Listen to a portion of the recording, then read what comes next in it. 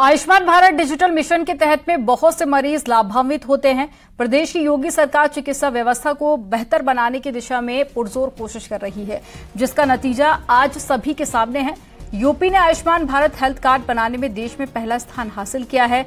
UP में एक दिन में 6,63,000 आयुष्मान कार्ड बनाने का रिकॉर्ड बनाया है। इसके साथ ही उत्तर प्रदेश पूरे देश में नंबर 1 पोजीशन पर पहुंच गया है। आपको बता दें कि मुख्यमंत्री योगी आदित्यनाथ खुद समय समय पर स्वास्थ्य सेवाओं को लेकर किए जा रहे कार्यों की न सिर्फ समीक्षा करते हैं, बल्कि अधिकारियों को दिशा निर्देश भी जारी करते हैं।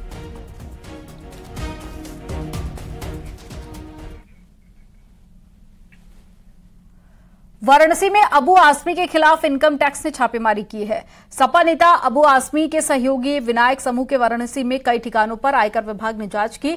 आयकर विभाग की टीम ने कागजात, मोबाइल और साथ ही लैपटॉप कब्जे में लिए हैं। केयरटेकर अभिनव पांडे के विनायका स्थित कार्यालय में जांच की गई। लखनऊ के अपर निदेशक इनकम टैक्स की अगुवाई में विनायका समूह के कार्यालय को कब्जे में लिया गया। इनकम टैक्स विभाग ने पहले सपा नेता अबू आजमी पर 160 करोड़ रुपए की टैक्स चोरी का आरोप लगाते हुए समन भेजा था और इससे पहले साल 2018 में नवंबर 2022 में आयकर विभाग ने विनायका ग्रुप की जांच भी की थी और चर्चा है कि इसी दौरान कंपनी में आजमी की भूमिका सामने आई थी।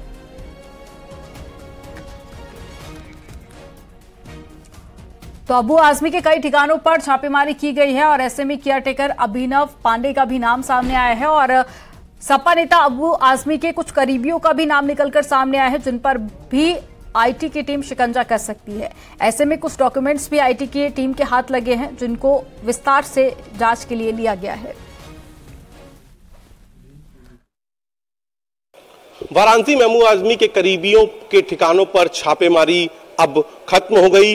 वाराणसी के इस मलदहिया स्थित विनायका प्राइवेट लिमिटेड के इस ऑफिस में 50 घंटे से ज्यादा तक टीम ने कागज खंगाले, हार्ड डिस्क ली, कंप्यूटर खंगाला और बताया जा रहा है कि टीम के हाथ में उसकी जांच से जुड़े हुए कई अहम सुराग लगे। फिलहाल अब ऑफिस में सब सामान हो गया है, स्टाफ भी पहुंच गया है, क्योंकि 50 घंटे तक स्टाफ की नो एंट्री थी। उनके फोन भी टीम के कब्जे में थे, क्योंकि ये बेहद गोपनीय ऑपरेशन था।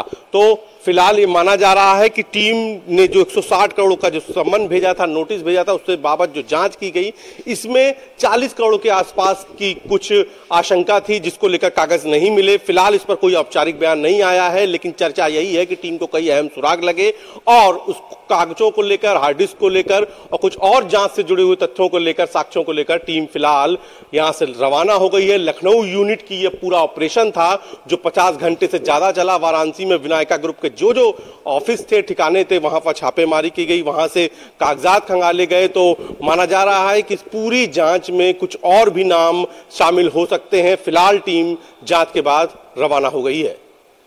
कैमरा से पंकज सिन्हा के साथ उपेंद्र द्विवेदी, न्यूज़ 18 वाराणसी।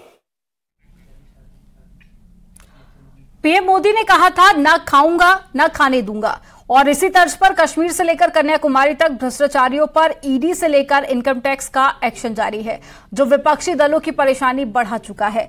पहले शराब घोटाला केस में दिल्ली के deputy CM Manish Sisodia jail पहुंच गए, तो अब आम आदमी पार्टी के सांसद संजय सिंह ईडी के रिमांड पर हैं, जो इंडी गठबंधन के लिए परेशानी का सबब भी बने हुए हैं और यही वजह है कि इसे राजनीतिक रंग भी दिया जा रहा है। इसी से जुड़ी एक रिपोर्ट आपको दिखाते हैं।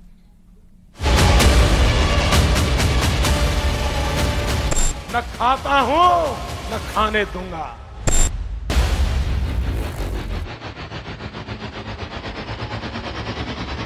तो क्या कश्मीर से कन्याकुमारी तक ईडी, सीबीआई से लेकर आईटी डिपार्टमेंट का जो एक्शन दिख रहा है, वो न खाऊंगा न खाने दूंगा वाली पॉलिसी का प्रत्यक्ष प्रमाण है?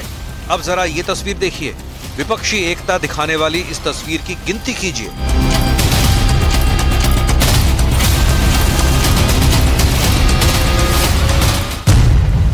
आम आदमी पार्टी के धुरंधर नेता, गांधी परिवार के 2 सबसे बड़े चेहरे, लालू यादव एंड फैमिली, ममता बनर्जी की पार्टी के बड़े नेता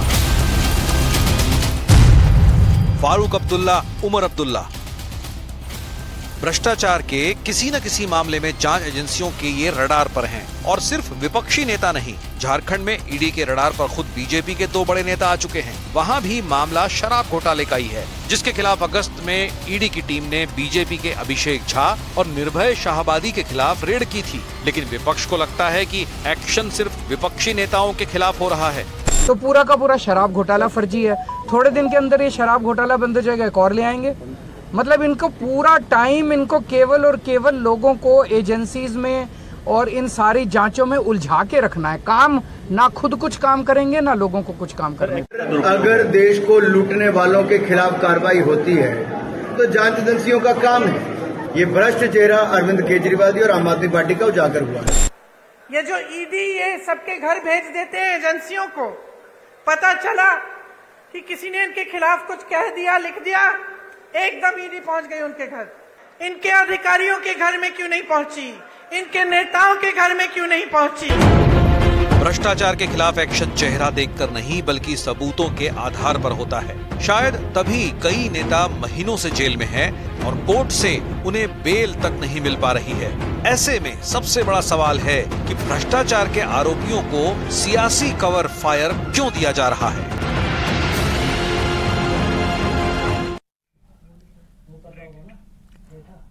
यहां पर वक्त हो गया एक छोटे से ब्रेक का। आप देखते रहिए न्यूज़ 18।